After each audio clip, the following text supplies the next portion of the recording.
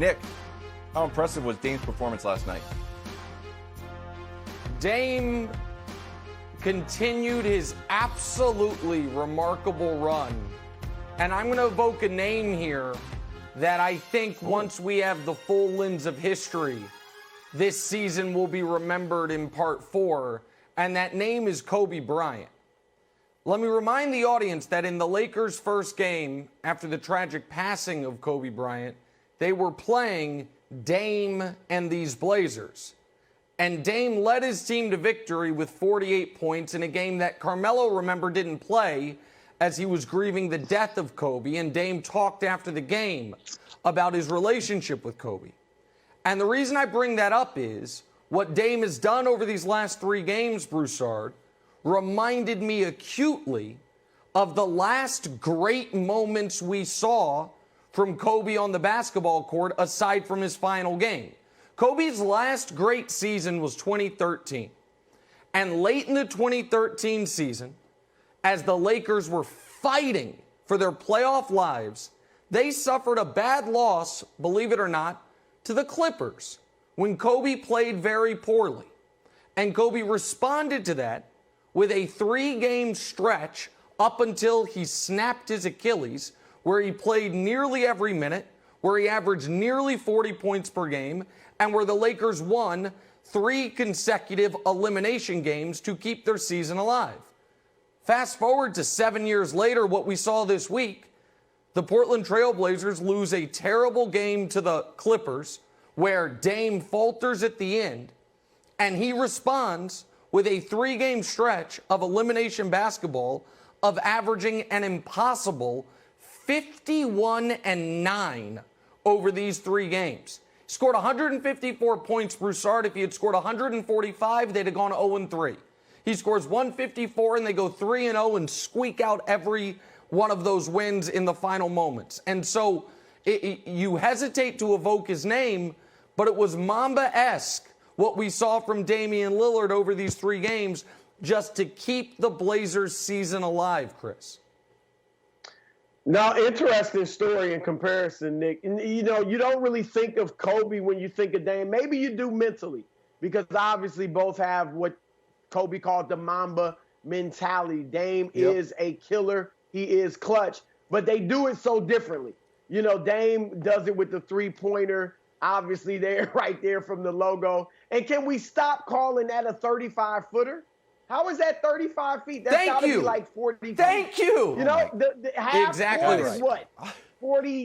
47 feet or whatever? 47, yeah. Exactly right. Thank you, Broussard. That's correct. That is a correct take. We went over this in the Go ahead. Go ahead, Broussard. That's 43 feet probably. All right, but anyway. Yep, agreed. It was a masterpiece. Nick is right. It was his 3rd straight masterpiece. And when I say masterpiece, let me qualify. I mean on the offensive end. Because neither Dame nor the Blazers give a hoot about defense.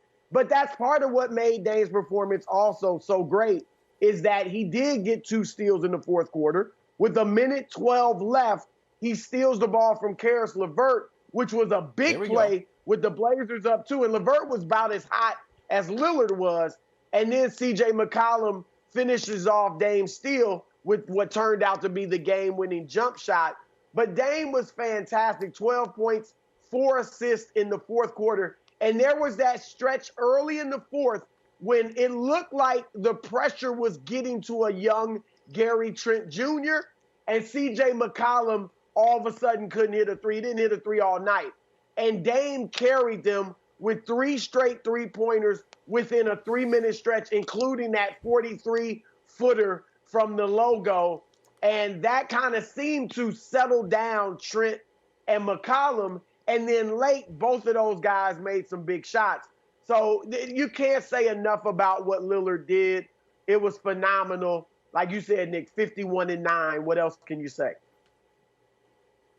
All right, so we got Grizzly Blazers, game 1 tomorrow at 2:30. Grizz need to win 2 in a row. Nick, what do you see happening in this series?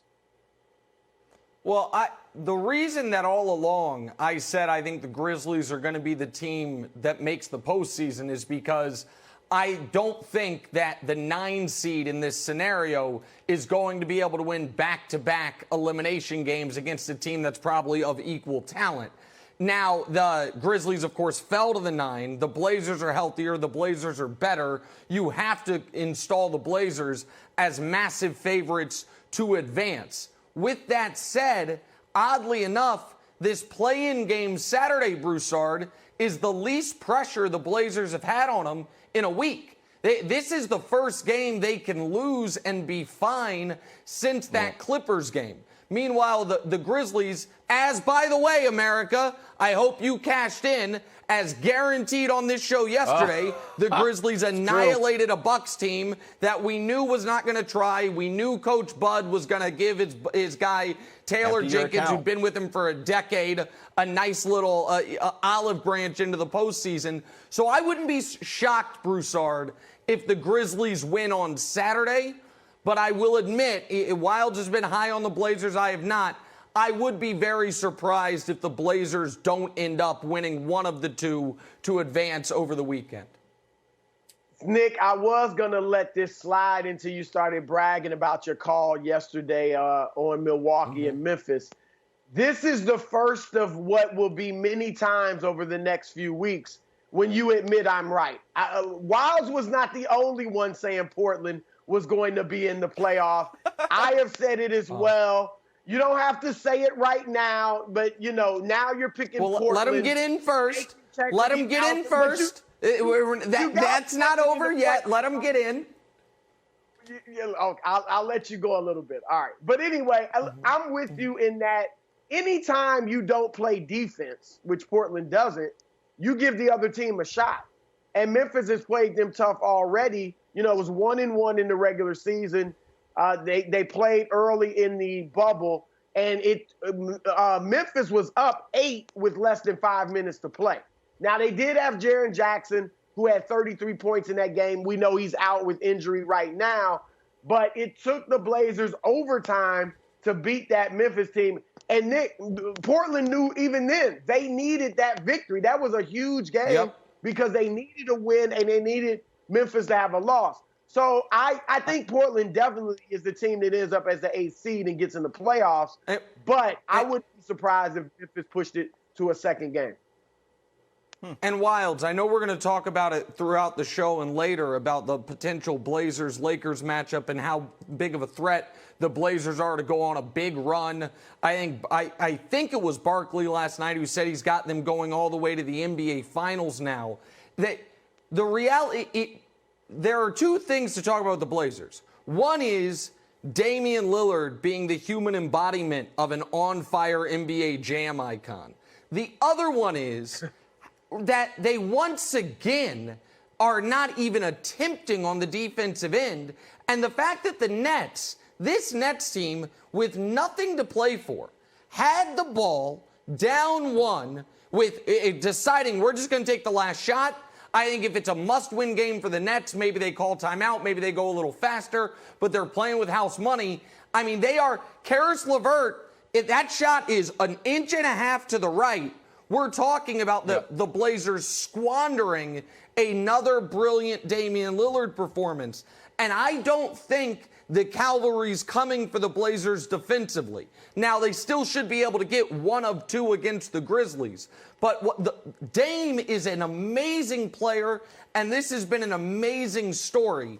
I don't think that anyone should consider the Blazers an amazing team, at least not when you incorporate the other end of the court. They have been an amazing offensive story, but as Broussard mentioned, they've been the worst defensive team in the bubble, and even in these must-win games, you're talking about teams putting up 121, 131, 133. They haven't been able to tighten up the defense even when they needed to, Wildes.